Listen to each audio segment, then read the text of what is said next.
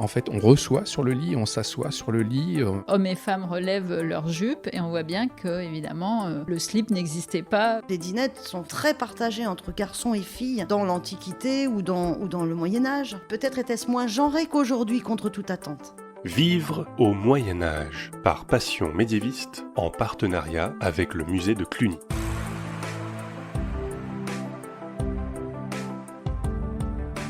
Jusqu'au 28 septembre 2020 se tient au musée de Cluny à Paris l'exposition Regard sur la vie quotidienne, où à travers une sélection d'œuvres des collections du musée, vous allez pouvoir en savoir un petit peu plus sur la vie quotidienne au Moyen-Âge. Et pour en savoir un peu plus et tordre le cou au passage à quelques idées reçues, je vous propose dans cette série d'épisodes des focus sur des thèmes particuliers en compagnie des différents commissaires de l'exposition Regard sur la vie quotidienne. Aujourd'hui, nous enregistrons au musée de Cluny et je reçois Béatrice de Chancel-Bardelot, conservatrice du patrimoine au musée de Cluny et chargée d'enseignement à l'école du Louvre. Et avec vous, nous allons parler aujourd'hui des soins du corps. Alors j'ai une question déjà toute simple pour commencer et qui pourra peut-être un peu calmer des personnes qui pensent que le Moyen-Âge était une période où tout le monde était sale, bien sûr, et dans la boue.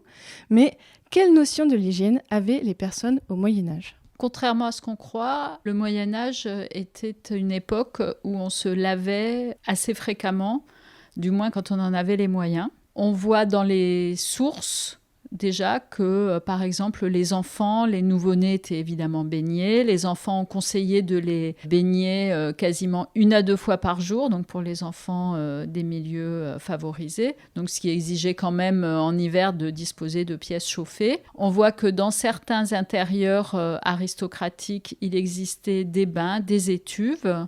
Et on sait par les textes qu'il existait aussi des étuves publiques dans les rues, dans les villes. Il y avait la tradition du bain romain, enfin n'existait plus en tant que bain romain, les thermes, etc. Même si il y avait encore par moments, comme ici au musée de Cluny, des bâtiments qui en témoignaient. Mais les gens se lavaient. Donc ils se lavaient quelquefois en restant en chemise, par exemple, pour les bains publics, enfin les bains type étuve collectif, je pense qu'ils gardaient leur chemise, mais ils se frottaient quand même, ils se savonnaient plus ou moins avec des produits de l'époque. Enfin, c'était pas le gel douche comme aujourd'hui, mais il y avait une forme d'hygiène, évidemment, pour les gens qui en avaient les moyens. Et l'hygiène aussi, pour les médiévaux, c'était une bonne alimentation, donc on le voit à travers des textes type les Taquina Sanitatis, donc les carnets de santé. On le voit à travers aussi toutes sortes d'ouvrages. Il n'y avait pas seulement l'hygiène comme on l'entend aujourd'hui de se laver, mais il y avait aussi l'hygiène de vie et l'hygiène alimentaire qui était très importante. Et vous l'avez dit, donc il y avait des endroits où on pouvait se laver en commun, donc public, mais est-ce qu'il y avait aussi peut-être dans les maisons, ou est-ce qu'il y avait aussi une pratique privée de l'hygiène et pour prendre soin de soi ? Bien sûr. Donc, dans les maisons les plus riches, les plus exceptionnelles, comme par exemple au Palais Jacques-Cœur, on a des pièces qui sont dédiées, des étuves, donc dédiées à cet effet. On avait de toute façon, également dans les maisons les plus aristocratiques, on avait des pièces de retrait avec des latrines, donc simplement une planche, un trou, etc. Et sinon, on avait son baquet, on faisait chauffer son eau dans sa cheminée et on se baignait, on se lavait dans la salle. De toute façon, la notion de pièces différenciées n'apparaît que très tardivement. Là, vous montrez des images, on les mettra sur le site passionmédiéviste.fr. Vous voulez un petit peu me les commenter ? Donc là, c'est une image qui est extraite d'un recueil de Jacques de Voragine, La légende dorée, et on voit la naissance de la Vierge Marie. Et sitôt le bébé est né, des sages-femmes ou des servantes la baignent dans un baquet contenant évidemment de l'eau tiédie, chauffée, comme on fait aujourd'hui dans les maternités, mais de façon plus simple à l'époque. Et sinon, les scènes de bain, il y a beaucoup de scènes de bain liées. Alors, j'avais pensé à Mélusine. Par contre, en enluminure, j'en ai trouvé une seule à l'Arsenal. Et sinon, il y a beaucoup de Bethsabée au bain, surtout vers 1500 et début XVIe siècle. Mais on voit Bethsabée plutôt se baignant dans une fontaine, donc un peu en plein air. Et comme aussi sur notre tapisserie, le bain qui est présenté dans la salle des trésors du musée de Cluny. Et quels produits utilisait-on pour prendre soin de son corps, de son visage ou même de ses cheveux au Moyen-Âge ? Alors on utilisait beaucoup d'huile et d'onguents qui étaient faits soit à partir de produits végétaux, des fougères, des plantes saponifères, du lait de pignon, du lait d'amande, de l'eau de rose, beaucoup de lait ou d'huile végétale, éventuellement aussi des produits d'origine animale, comme aujourd'hui lait d'ânesse, lait de scie, lait de ça. Et puis des fougères pour se frotter, des plantes un peu astringentes également. A priori, il y avait déjà des types de savons venus d'Orient, comme le savon d'Alep, et puis des onguents, des parfums évidemment, contenus dans des petites fioles. Pour se coiffer, on utilisait évidemment des peignes, donc peignes en bois, donc comme on voit dans l'exposition Vie quotidienne, peignes en ivoire pour les personnes les plus fortunés, donc on en a aussi mis un. Et il y avait aussi cet outil qui n'est pas très connu du grand public, sans doute, qu'on appelle le gravoir ou la gravoire, qui permettait de faire l'arrêt de cheveux, parce que les peignes étaient assez larges souvent et n'avaient pas cette pointe comme on a aujourd'hui.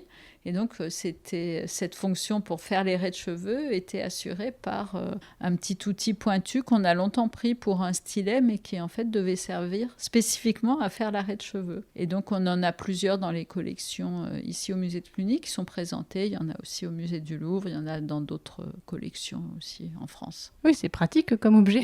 Voilà, c'est un petit objet. Alors souvent avec une iconographie très courtoise, donc une dame tenant un petit chien, donc qui est une allusion à l'amour courtois. Mais voilà, donc le manche est constitué par un personnage ou un couple. Et il y a vraiment une référence de séduction, quoi.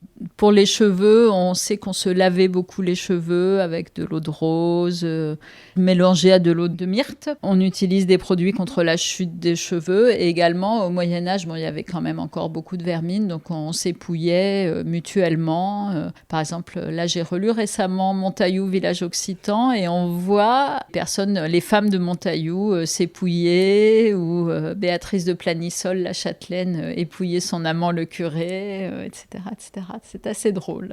Il y a des rois de France qui s'en rappellent qu'on pouvait mourir dans la vermine, effectivement. Vous l'avez déjà un petit peu dit, mais est-ce qu'on voit quand même des différences majeures à propos de l'hygiène entre les différentes classes sociales ? Est-ce qu'on se lave encore plus chez les personnes fortunées ou différemment ? Je pense qu'on se lave plus chez les personnes fortunées. On va utiliser des produits plus variés, quelquefois plus dispendieux. Des maquillages aussi, ça a existé. On voit aussi dans les modes du XVe siècle les femmes s'épilaient le front pour avoir un plus grand front. Ah oui, si. La pince à épiler, ça marchait bien à l'époque, sûrement.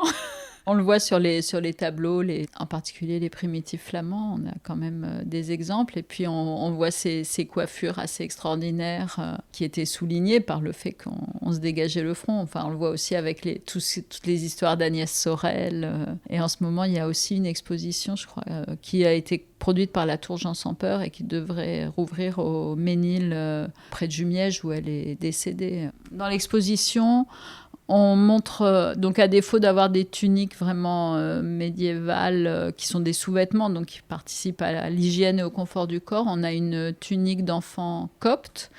Et on a aussi présenté dans les vitrines de l'exposition un dispositif qui s'appelle un sprang, qui est une espèce de résille de tête pour garder les cheveux ordonnés et éviter le coup de vent qui va vous dépeigner et vous emmêler les cheveux, parce que peut-être que quand on avait démêlé ses cheveux, on n'avait pas envie qu'ils soient réemmêlés.